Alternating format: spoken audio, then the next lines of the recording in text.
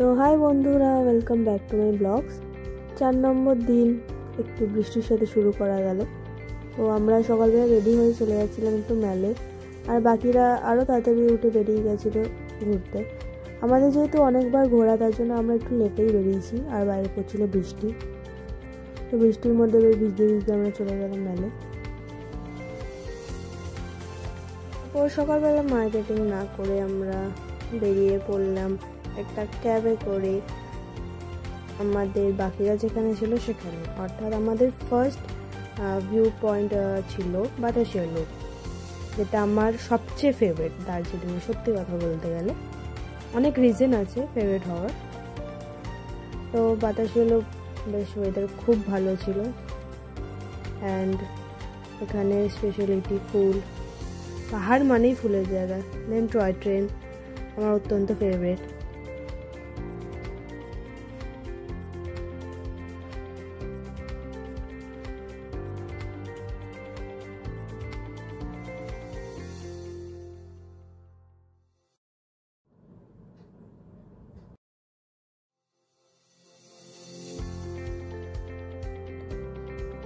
গুবলি পেয়ে গেছিলো অনেকটা জায়গা খেলার জন্য এবং দৌড়াদৌড়ি করছিল, বেশ খুশিও হয়েছিল। আর আমার ক্যামেরার ফোকাস সবসময় চলে যায় ফুলের দিকে, আর অত্যন্ত ফেভারিট আমার দ্য ডেইজি, খুবই পছন্দের একটা ফুল। পাহাড়ে আমি যার জন্য স্পেশালি যাই।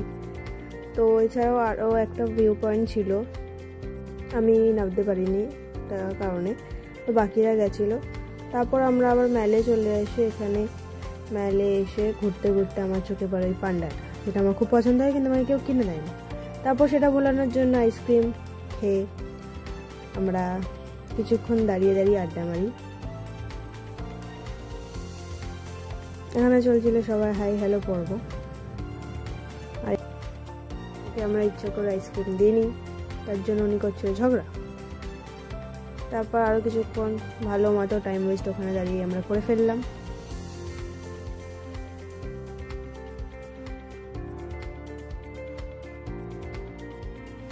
সবাই মিলে বেরিয়ে পড়লাম শপিং করার জন্য, কারণ দার্জিলিং মানেই শপিং।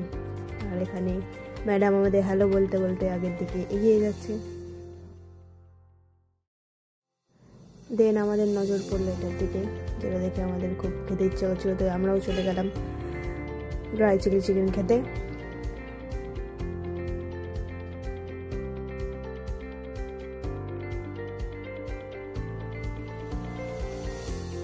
তারপর ঝটপট খেয়ে আমরা চলে গেলাম হোপের সামনে কিছু ছবি তুলে তারপর ম্যাডামকে কিনে দেওয়া হলো বিস্কুট, যেটা নিজে না খেয়ে আমাকে খাওয়াচ্ছিল উনি, যেটা সর্বদাই ও করে থাকে।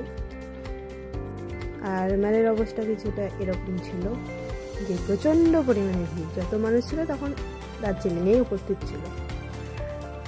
টায়ার্ড হয়ে গেছিলাম, তবুও মেয়েছি তো বানিটা হয়, কারণ সবাই চলে গেছিলো হোটেলে, শুধু আমি আর মৌসুমি দিয়ে শপিং করছিলাম ঘুরে ঘুরে।